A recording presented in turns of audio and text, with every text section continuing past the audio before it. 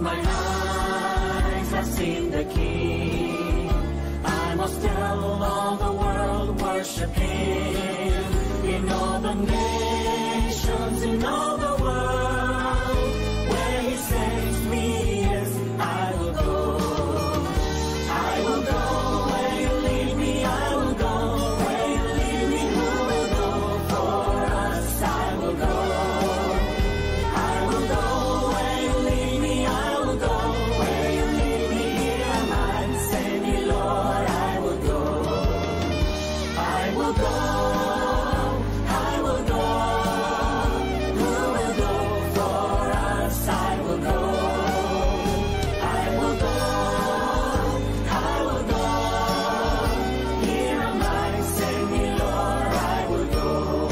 I will go. I will go. I will go.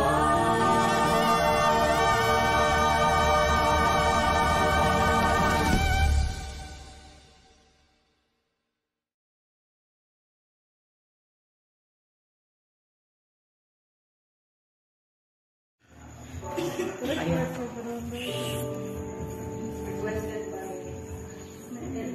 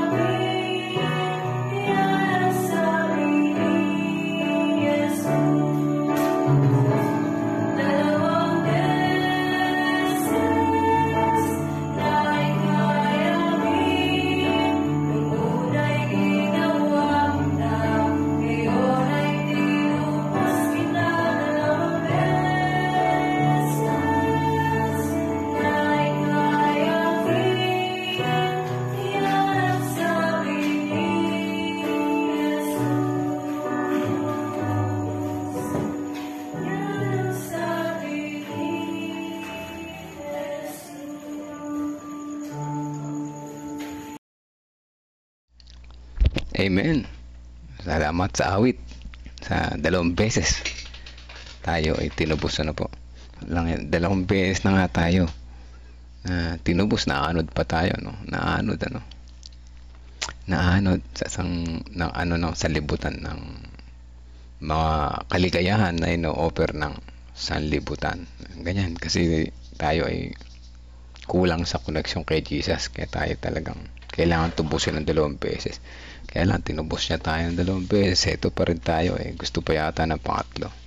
Pero nasa ating pagdedesisyon, mga kapatid, ano? So ayan, at good morning at happy Sabbath po sa lahat na nandyan ngayon sa live. Patuloy na, madilim-dilim pa sa labas. Tama lang yung oras natin. 5:32 na. Medyo matagal yata ang gabi, no? Dati pag 5:30 may sikat na liwanag. Pero ganun pa man, patuloy tayong pinagpala ng Panginoon sa umaga na ito. At meron na naman tayong pagkakataon na makakonect sa kanya pamagitan ng live devotional na ito. Good morning po sa nariyan sa live ngayon. Sister Teresita Diary Reyes, Sister Aurelia Melihor, Kuya Monching, good morning, happy Sabbath po. Sister Evelyn Sabat, good morning po. Kita-kita tayo dyan mamaya. At si Sister Ana Rosbel Tolentino Hermino, good morning din po sa inyo. Sister Vicky, at sa lahat na nandyan sa background. Tingnan ko lang si Pastor kung ready na. Nag-ayos pa si Pastor ng PowerPoint. At may bata sa likod. Ang ganda ng background mo, Pastor. Sandali lang, mga kapatid. Ipo-full screen ko lang.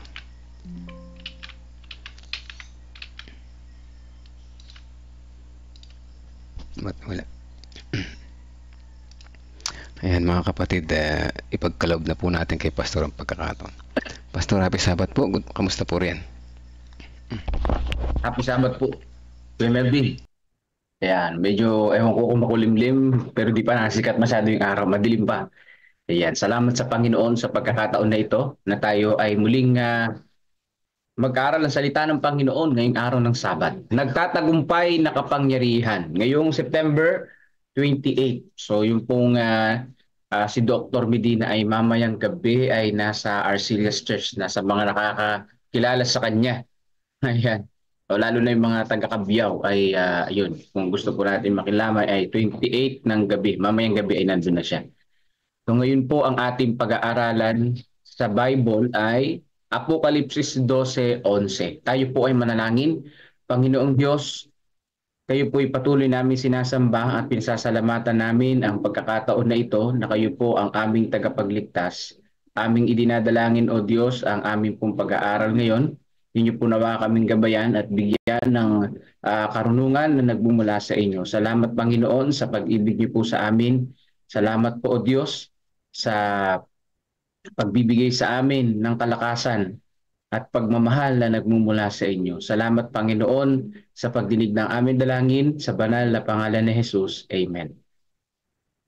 Sangayon po dito, at siya kanilang dinaig dahil sa dugo ng kordero at dahil sa salita ng kanilang patotoo, sapagkat hindi nila iniibig ang kanilang buhay maging hanggang sa kamatayan.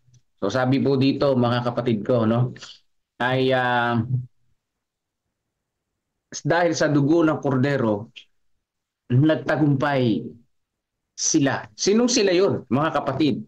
Yung nagtagumpay dito ay walang iba yung remnant church na binabanggit o yung mga mananampalataya dahil sa dugo ng ating pong Panginoon. Of course, no? Dahil sa Old Testament, dugo ng hayop ang kanilang pinagbabasihan. Pero dugo ng ating Panginoon ang pinag-uusapan. So sa madaling sabi, ito ay yung mga mananampalataya sa huling kapanahunan. Ayan. Mananampalataya sa huling panahon.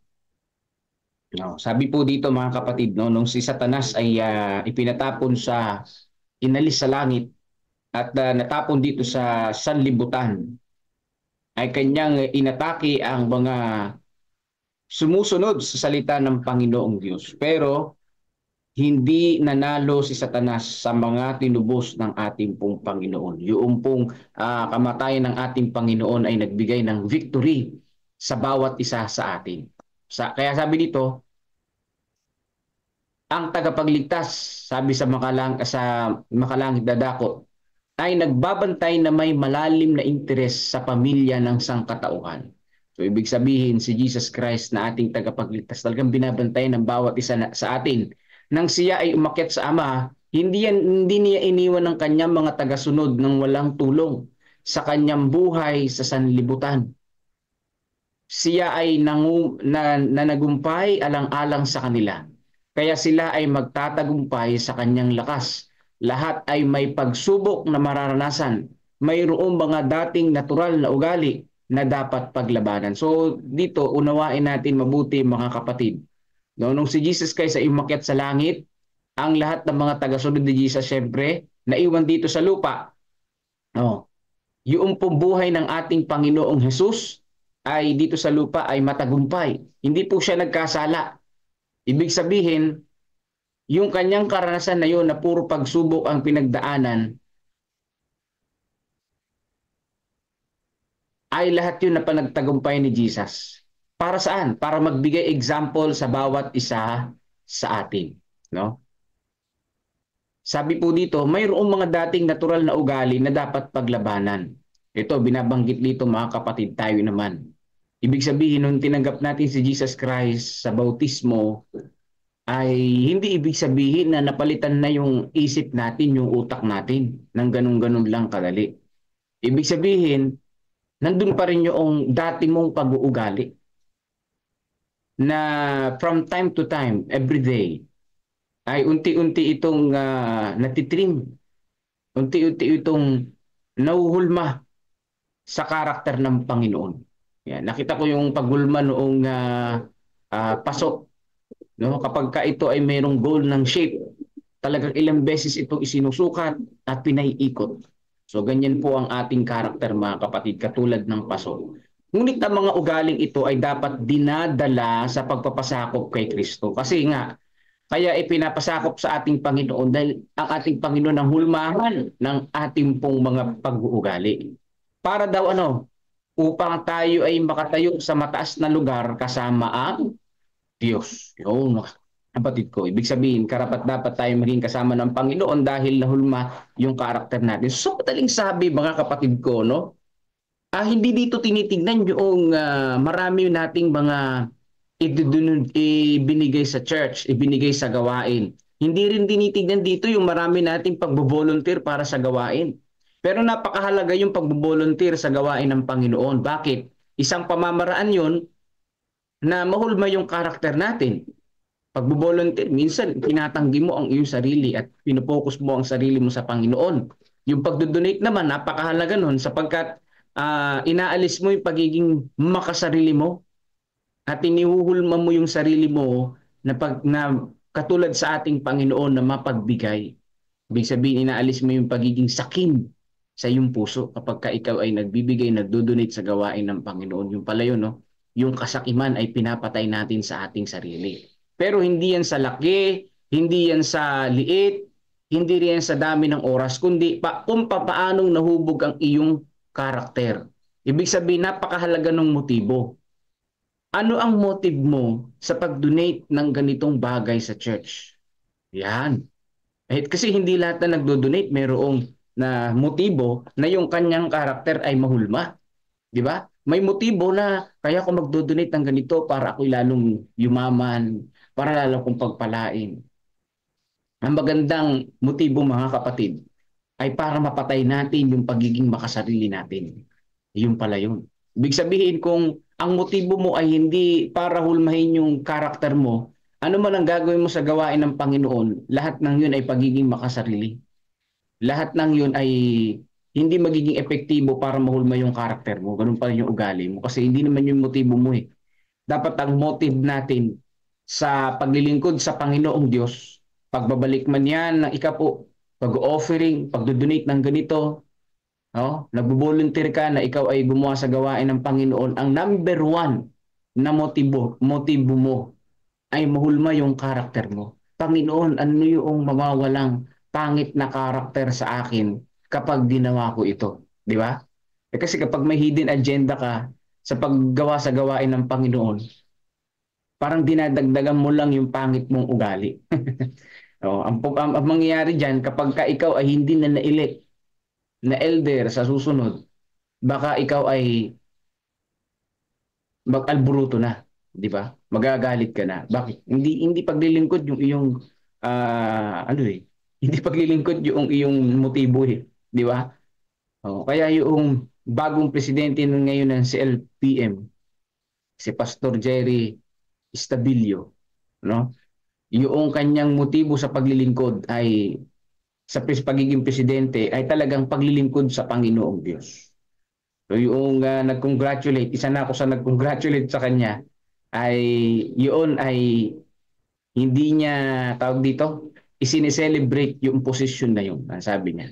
Hindi yun celebration, hindi yun posisyon na celebration, kundi yun ay malaking responsibilidad sa gawain ng Panginoon. Tama nga naman, ano? Kasi hindi naman yun nanalo ka sa politika. Kung nanalo ka sa politika, yun, i-celebrate mo. Pero yun, pagiging presidente sa gawain ng Panginoon, ibig sabihin lahat ng problema, lahat ng bigat sa gawain ng Panginoon nakaatang sa iyong balikat. Hindi yun i-celebrate, kundi yun ay ipapanalangin. Yung pala ang pinaka-the best. No? Doon may natutunan ako sa ating presidente. Kasi nga ang paglilingkod sa Panginoong Diyos ay kahit saan kang posisyon yun, abang pataas ang iyong posisyon, yun ay pababa ng pababa ang iyong karakter. Ibig sabihin, habang pataas ang iyong posisyon, nandoon yung iyong lalong pagpapakumbaba at paglilingkod sa Panginoong Diyos. Katulad ng palay, di ba? Habang yan ay nagkakabunga at tumataas, lalo din naman yan tumataas lalo din naman yan bumababa ng bumababa. Habang yan tumataas kapag may bunga na malalaki. Di ba? So ganun tayo mga kapatid, tinuturuan ng ating Panginoong Diyos. Kapag itinilagay tayo sa mas mataas na posisyon, no, naging elder tayo, naging director tayo, naging director tayo sa district, naging layman president tayo, lalo pala tayo magpapakumbaba. Pag yung ating karakter pala dapat number 1 na iisipin natin na mahulma sa hulmahan ng ating pong Panginoong Hesus. So, napatagal tayo sa slide na yun. No? Ang korona ng kalwalatian ay ilalagay sa noon nila na nananagumpay sa tukso sa pamamagitan ng dugo ng kordero at ng kanilang salita ng patotoo. Ang ating salitang patotoo ay nangangahulugan ng malaking bagay. So ito'y napakaganda mga kapatid ko, no? Na yung pong dugo ng ating Panginoon sa lahat ng mga tukso. Kasi nga, yung tukso, ang purpose niyan ni Satanas para mawala tayo sa Panginoon. Yung ating karakter na pangit, lumakas at lumabas. Yan yun mga kapatid. Ngayon, paano tayo managumpay sa tukso? Ito'y sa pamamagitan ng dugo ng ating Panginoong Hesus. Sa pagtatagumpay ni Jesus, tayo rin ay magtatagumpay. Kaya nga, ang ating karakter ay lapit natin sa Panginoon. Kaya nga naalala ko lagi yung isang pastor na talagang sa church board meeting, talagang umiinit yung ulo niya. May isang board meeting na umiinit ang ulo niya. At siya ay nag-excuse muna at nanalangin sa Panginoon doon sa CR. Ang sabi niya, Panginoon, pigilan niyo po ang aking karakter sapagkat ang kasunod dito ay kasalanan na. Tulungan niyo po ako, Panginoon, ganito ang aking karakter. Kapag hindi ko po napigilan, Panginoon, ang kasunod nito ay kasalanan na. So kailangan talaga natin ilapit sa Panginoon, no? Manalangin sa Panginoong Diyos. Bakit?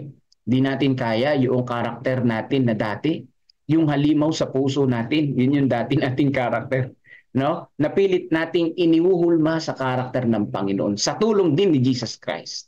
Siyempre mga kapatid, hinahayaan natin. Ito ay bago pa ang lahat ng makalangit na sansinukob at bago ang sanlibutan, ang kaluluwa na lumalapit sa Diyos sa pamamagitan ng kanyang mga salita at gawa na hindi tumatanggap kay Kristo bilang kanyang tagapagligtas ay inilalagay ang kanyang sarili sa panig ng pagkatalo.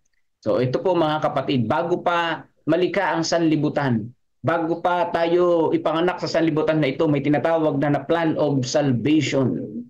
Pinlano ng Godhead, no, ng ating Panginoong Diyos, Ama, Anak at Banal na Espiritu upang tayo ay maligtas. So kinakailangan ang gagawin lang natin, magpapasakop, ano yung word dyan?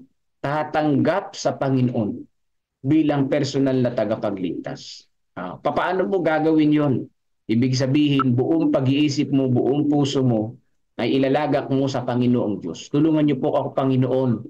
Ito yung dati kong motibo sa paglilingkod sa inyo. Palitan niyo po ito, Panginoon, ng motibo na kayo po ang siyang maitataas, hindi po ang aking sarili. Na hindi po ako masasaktan kung ganito man ang maging desisyon ng mga kapatid. Ako'y mawala sa pagiging leader, o ito man ang maging desisyon ng ibang mga tao, hindi ako masasaktan, kundi patuloy pa rin ako maglilingkod kahit wala ako riyan. May mga ganung pagkakataon, ano? Pero kung ang ating sarili ay ilalagay natin sa panig ng kaaway, nagsimula tayong matalo. Dahil malinaw naman na si Satanas ay talo na. Kung sasanib ka doon, isang malaking kamangmangan ang mangyayari sa atin dyan. Alam na nating talo, doon ka pa. Doon ka na sa panalo, di ba? Doon ka na sa yamado. Si Jesus ay iyong katulong. Hindi nga yamado panalo na eh. No, ikiklaim na lang yung victory prize sa pagdating ni Jesus eh. Di ba? Siya ang ating katulong. Walang sino man ang higit sa kanya na nakakaunawa ng iyong kakaibang katangian. Siya ay nagbabantay sa iyo at kung ikaw ay handang matuto, kanyang isisiwalat ang iyong impluensya para sa kabutihan upang makaya mong magawa ang lahat ng kanyang kalooban para sa iyo. So dito po mga kapatid ko, no, ang ating Panginoong Jesus, ang siyang ating karamay, ang kaagapay, ang umaalalay sa atin. Kaya kailangan na lagi tayong nanalangin na tulungan tayo ng ating Panginoong Jesus. Yan ang totoong panalangin mga kapatid. Hindi mananalangin ka doon sa namatay mong kamag-anak. Pagkamat namatay na at nakikisimpatya tayo sa mga namatayan. Hindi tama na magdadalangin ka doon sa namatay mong lolo, na lolo, bantayan mo kami dito. Patay na yun eh, nandun na yun sa kabaong, hindi na yun kayang tumulong sa iyo. No? Ang kayang tumulong sa atin ay yung namatay na muling nabuhay, si Jesus Christ. Yung lolo natin o yung kamag-mahal natin sa buhay na namatay na, hindi yan sila nabuhay. Wala yan sila sa langit. Nandun yan sila sa libingan. Kahit dumalangin ka sa kanila, hindi kanila naririnig. Ang number one, ang dapat nating dalanginan ay ang ating Panginoong Diyos, ang ating Panginoong Jesus, na namatay at muling nabuhay para sa atin. No? Natulungan tayo na managumpay sa buhay na ito. Nagabayan tayo mga kapatid. At lalo na yung karakter natin maging maayos, maging mabuti ayon sa karakter ng Panginoon. Tayo ay naghahanda para sa nalalapit na walang hanggang buhay. Sa lalong madaling panahon ay magkakaroon ng isang ingranding pagsusuri kung saan ang bawat kaluluwa na naghahangad na mapasakdal ang pag-uugaling Kristiyano ay dapat magtiis ng pagsubok sa mga nagsasaliksik na tanong ng Diyos. So sabi po dito mga kapatid, ang buhay na walang hanggan ay tatamasahin natin. No? Ano ang pagkatinanggap natin si Jesus Christ, no? Kung nanampalataya tayo sa ating Panginoon at mananatili tayong nananampalataya sa Panginoon pagdating niya, hanggang sa pagdating niya sa ikalawa, tayo ay magkakaroon ng buhay na walang hanggan na ipinangako ng Panginoon. Ngayon ang tanong dito, paano mo pinaghahandaan na makamit yung buhay na walang hanggan? Ang magkakamit ng buhay na walang hanggan ayon sa plano ng Panginoong Diyos ay yung mga taong sumusunod sa Panginoong Diyos.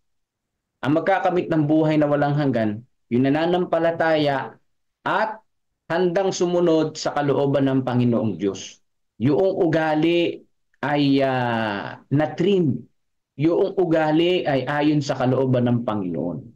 Hindi masungit, hindi masamang ugali, hindi masamang pag-iisip, kundi mabuting pag-uugali, mabuting karakter mga kapatid. At number one dun sa karakter ay yung mapagpakumbaba. Dahil nga kasi kapag ikay mapagkumbaba, lahat na ay iyong madadala na ugali. No? Pag mapagpakumbaba ka, lahat na madadala mo na. Ngayon, kung ang paghahanda mo ngayon sa buhay na walang hanggan, yung pangit mong motibo sa paglilingkod sa Panginoon. O kaya yung paghahanda mo sa buhay na walang hanggan, yung ugali mo ay masungit, masama ang ugali, matapobre, mapagmataas. Biruin mo, bibigyan ka ba ng Panginoong Diyos na buhay na walang hanggan?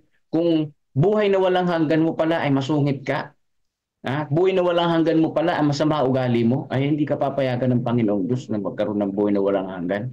Kapag yung ugali mo hindi naman na-trim, di ba?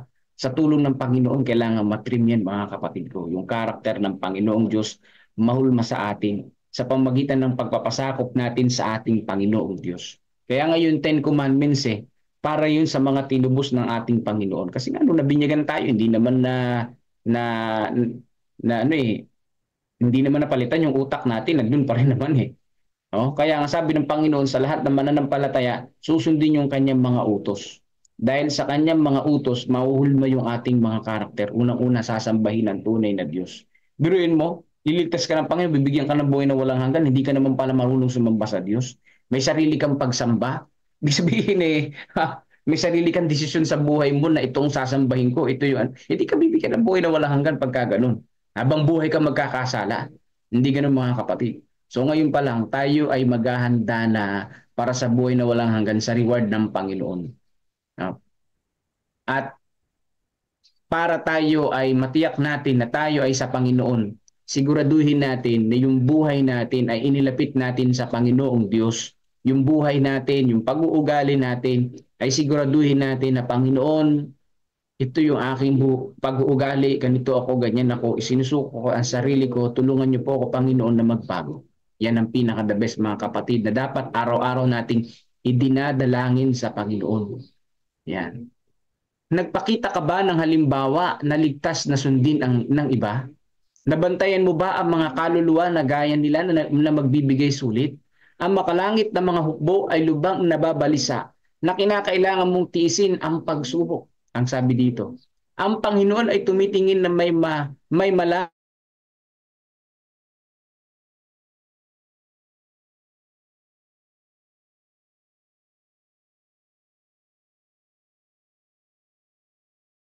mahal tayo ng Panginoon. Ang interes ng Panginoon ay sa mga nagsusumikap. Nagsusumikap na kaluluwa, na tao, na tayo ay mapalapit sa Panginoon, na mahulma yung karakter natin. Malagpasan natin yung mga pagsubok sa buhay na ito, mga kapatid ko. Yan ang interes ng Panginoon. At kung hingi pa tayo ng tulong sa Panginoong Diyos, lalo na. Lalo na. Kaya ngayon, kumbaga sa hulmahan, parang konti na lang, shoot na tayo dun sa butas, di ba? Sa tulong ng Panginoon. Kung meron pa man dapat baguhin, tuloy-tuloy lang ang buhay, mga kapatid.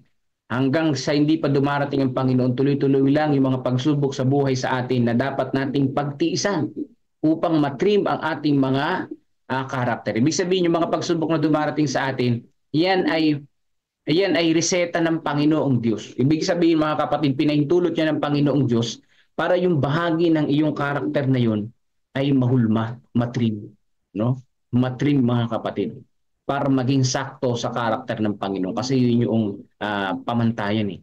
Tutulungan ng Panginoon ang lahat ng gagawa ng kanilang makakaya na lumalakad ng mapagpakumbaba kasama ng Diyos. So nakita nyo na, mga kapatid, yung huling-huli at yung word na dapat nating maabot na karakter, mapagpakumbaba. Alisin yung pagiging ma-pride, kundi mapagpakumbaba, mga kapatid ko. Yan ang nais ng ating Panginoong Diyos. Palakasin ang loob natin sa paniniwalang mayroon tayong makapangyarihang bisig na masasandalan. At hanggat umaasa tayo sa lakas ni Kristo, ay hindi natin mapawawalang karangalan ang Diyos. So sabi po dito, mga kapatid, habang tayo ay nakakapit sa bisig ng Panginoong Diyos, hindi tayo mawawala sa Panginoong Diyos. So yung bisig na yun ay yung kamay ng ating pong Panginoong Yesus. Yung bisig ng ating Panginoon. Tayo ay nasa pagsubok ngayon, ngunit sa ilalim ng bawat pagsubok ay hayaan nating ipakita sa lahat ng nakapaligid sa atin na tayo ay nasa panig ng Diyos. Ibig sabihin, sa lahat ng dagok ng buhay na dumarating sa atin, ipakita natin na tayo ay sa Panginoon. Tayo ay nananampalataya sa Panginoon. Baliwala yung mga pagsubok na yan kasi kasama natin ang Panginoon. Namatayan tayo, nagkasakit tayo, patuloy pa rin magpuri, mag-worship sa Panginoong Diyos. Ipakita natin na sa kabila ng mga problema sa buhay, sa kabila ng dagok sa buhay, narito tayo para papurihan at pasalamatan ng Panginoon anuman ang ating pinagdaraanan. Ipakita natin na tayo ay mga lingkod ng ating Panginoong Diyos. Ipakita natin sa iba na kung ikaw ay may Panginoong Diyos sa buhay mo, may pag-asa sa buhay na ito. Kaya sabi dito sa Apocalypse 12:11, marami bang atake ang kaaway? Maraming gusto ng kaaway na tayo ay mawasak sa buhay natin na ito. Pero ang sabi dito sa Apocalypse 12:11, at sa kanilang dinaig dahil sa dugo ng kordero at dahil sa salita ng kanilang patotoo, sapagkat hindi nila inibig ang kanilang buhay maging hanggang sa kamatayan. So dito po mga kapatid, no? Yung word na ito ay binanggit din ni Jesus Christ, ano? Hindi nila inibig ang kanilang buhay maging hanggang sa kamatayan. Ang sabi ni Jesus Christ, yung umiibig sa kanyang buhay, yung nagmamahal sa kanyang buhay, ay mawawalan nito. Pero yung mga tao na nawala ang kanilang buhay dahil kay Jesus, ay magkakaroon ng buhay na walang hanggan. So marami ang mga tao na yung kanilang karakter ay para lang mabuhay sila. Ibig sabihin, nais nila na sila lang yung mabuhay sa sanlibutan na ito. Pagiging saking, pagiging makasarili. Well, mawawalan sila ng buhay na ito. Pero kung yung buhay natin na-consume, na ipaglingkod natin sa Panginoon at hindi natin namalayan, yung buhay pala natin ay naubos na sa kakalingkod sa Panginoon, huwag tayong mag-alala. May buhay na walang hanggan, nakapalit noon na para sa atin. So pagpalain tayo lahat ng ating Panginoong Diyos. Ang takeaway ko dito, pagandaan natin yung reward ng Panginoon, no? Sa pamamagitan ng pag-trim ng ating karakter at masaya nating salubungin at tanggapin yung mga pagsubok na darating sa ating buhay at lagi nating isaisip na ito ay pagsasanay para yung ating karakter ay maging mapagpakumbaba. At ang goal natin, yung pagpapakumbaba, kagaya ng pagpapakumbaba ng ating Panginoong Jesus. So pagpalain tayong lahat ngayon ng araw ng Sabat at patuloy tayong manampalataya sa ating Panginoong Diyos. Muli po, magandang umaga po sa inyo pong lahat at pakinggan na po natin ang awit papuri sa ating Panginoon at panalangin sa pangunguna ni Brother Melvin Bilasano.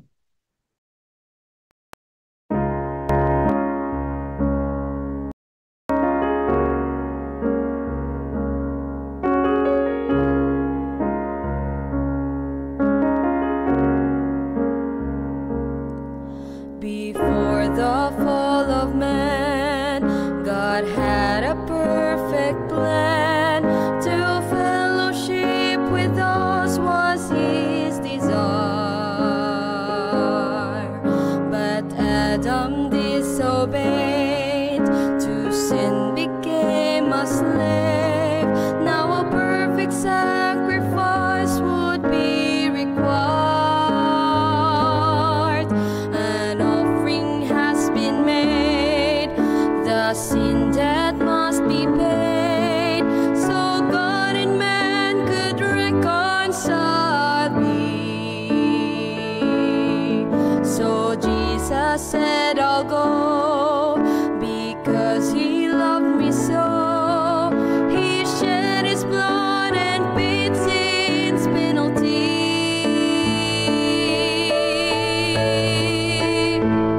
He gave Himself to pay the debt I could not pay when I was lost. He gave Himself to be my way, though I deserve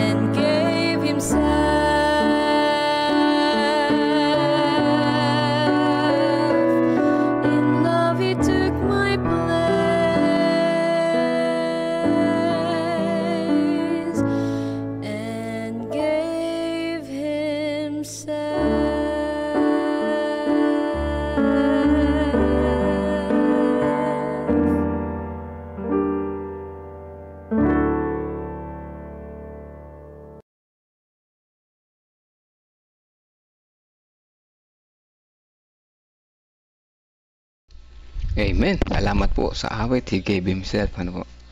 At salamat din, Pastor, sa magandang lesson sa umaga na ito. Nagtatagumpay na kapangyarihan. Nagtatagumpay na kapangyarihan. Ibig sabihin, may labanan, ano?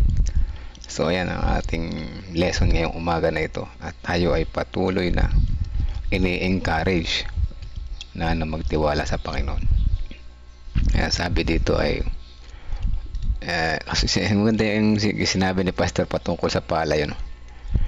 Kapag ito'y patungkol sa pagpapakumbaba, ano? Yung palay kapag lalong tumataas ay lalong yumuyuko.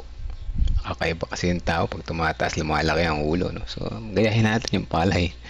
Pag tumataas ang posisyon, patuloy na yumuyuko.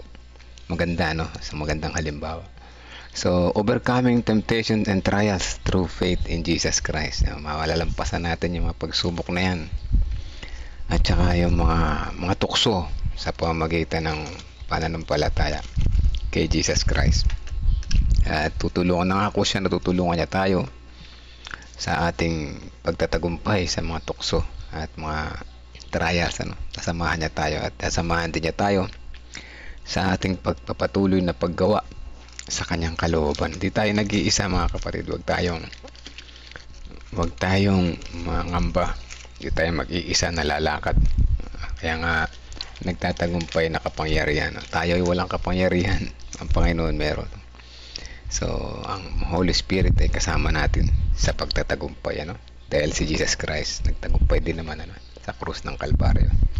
Amen. Salamat po sa magandang lesson. At panalangin naway gumaling na ang tuhod ko. Ayan, bumuti na sa pagte-therapy sa tulong ng Panginoon. Ganyan din ang kapatid ko at iba na may karamdaman. Yes po, sama natin ulit si Nanay Pina. Ano po? Happy birthday kay Kuyang Boy Balbido from Tabaco family. Happy birthday po, Kuya Boy Balbido. Parang kahapon. Iba pala yun. Happy birthday po sa inyo.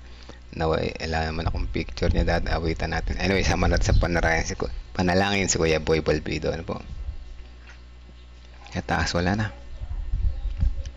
Salamat sa prayer sa aking anak na si Irian. Welcome po, Sister Aurelia Melhor. Let's pray po, mga kapatid. Ang bilis ng panahon, 28 katapusan na pala. Let's pray po.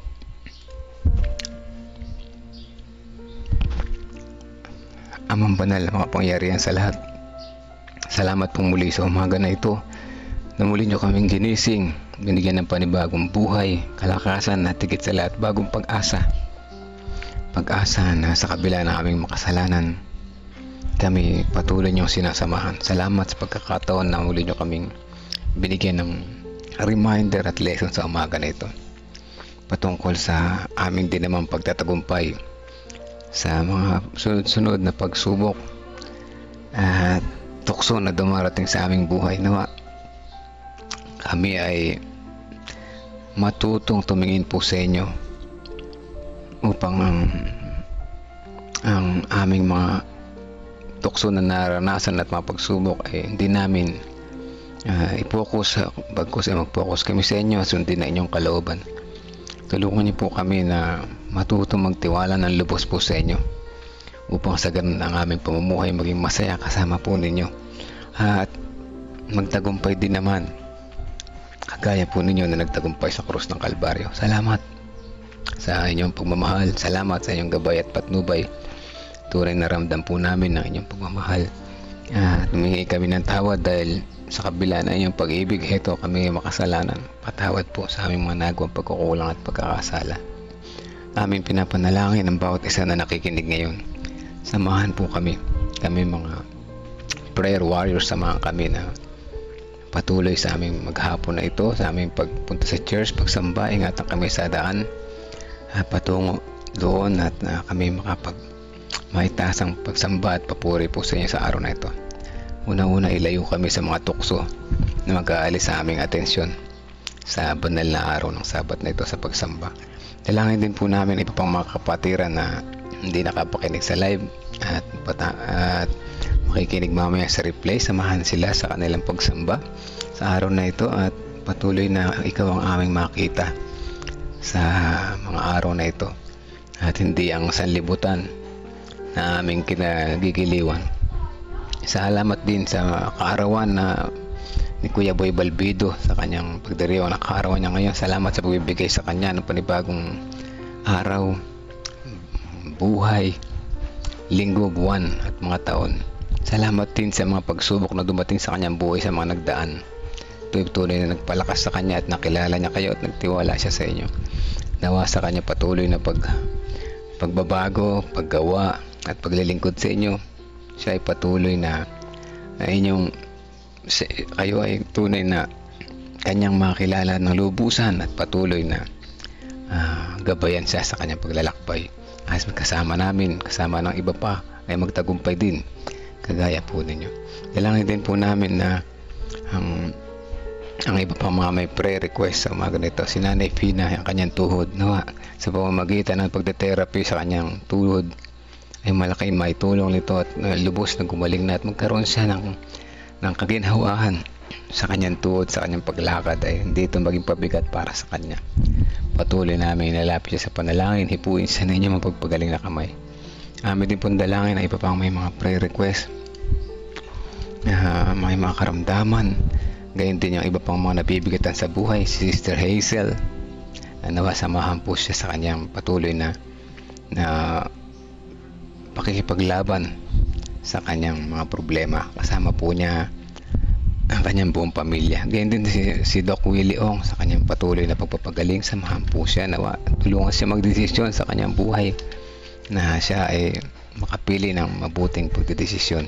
Ngayon din dalangin namin Sister Hannah Lopez sa kanyang recovery, si Uncle William, si Raspe, ngayon din si Brother Daniel Gonzales, at patuloy namin sinasama si Kenel de la Cruz sa kanyang karamdaman, at si Sister Melba Tabios Jenson, si kagalingan din patuloy kay Irian May Melihor.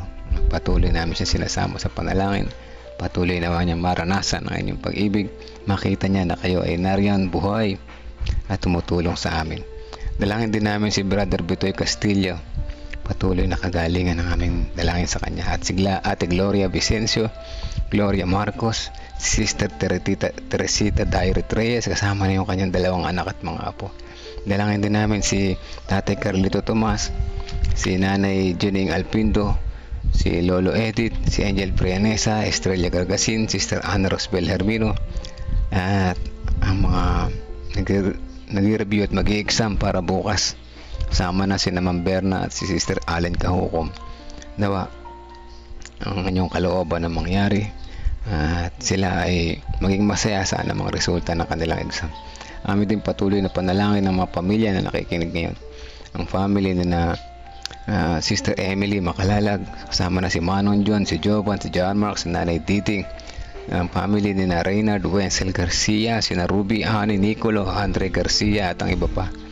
At gayon din ang family ni na Olivia Romnick, Veronica, Rebecca, sila Ani, Patrick, Nicole at Trixie Eusebio Pascua. Nawa patuloy nilang makilala ang Panginoon na aming dakilang manunubos, mapagpatawad, maawain at tagapagligtas. Dalangin din namin patuloy sa family ni Sister Melissa Gamboa at gayon din ang mga malayo sa aming pamilya, sina Brother Rudy Masiklat, Sister Aisa Erilla, Sister Joy Valencia, Sister Tintin, Brother Buboy at ang iba pa. Gayon din yung tatay ni Sister Joy Valencia. Ingatan po sila sa kanilang pang-araw-araw na pamumuhay at malayo sa anumang kapahamakan. Dalangin din po namin ang kagalingan, recovery at kalakasan sa mga sumusunod.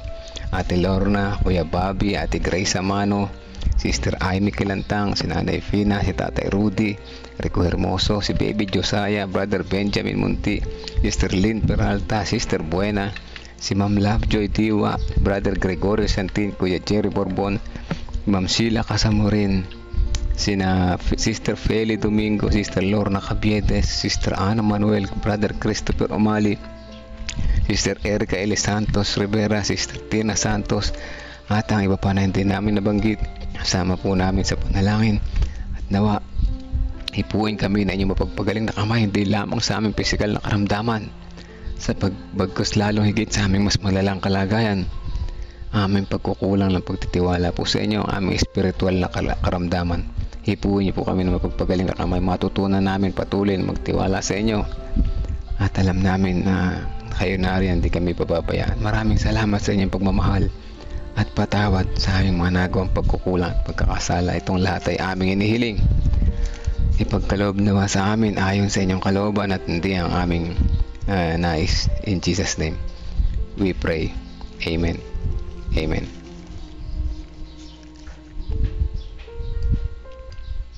Amen. Salamat po mga prayer warriors. Salamat sa mga nag-share at happy Sabbath po sa lahat. Happy birthday din po kay Brother Balbito from Talavera. Ayan, bumati din. Happy birthday si Sister Celedonia. Mag-isa na po. Good morning din po sa inyo at ingat po sa pagpunta sa church. Ngayon ay 6:40 ng umaga. Kayak-kayak na. Ano po? Sabi ko nga last Sabbath, every Sabbath sabihin ko sa inyo. Mas mainam, mas maaga sa church. Huwag na nating isipin na sila nga late. No, kahit namuting tayo ng maaga, okay lang. Anong gagawin natin? Mag-play tayo ng music na sa church at tayo mag-awitan habang naghihintay ng worship service. Ano po? Yan ay papuri sa Panginoon. Iwasan na mag-chismis kasi mahirap yung mag-chismis. Kakasala tayo dun sa church, no? And God bless po sa lahat. At ako, natapos ko lang ang aking program na ginagawa para sa church, yung PowerPoint. Yung bukas po uli, sila Ma'am Berna nandyan na siya sa Pampanga, mag-exam yan. Nawa, yung aming blowout, Ma'am Berna, ay paparating na, no? Paparating na yung blowout sa matagumpay na magpasa sa exam. Ayan. Hanggang bukas po muli mga kapatid. God bless po sa lahat at happy Sabbath.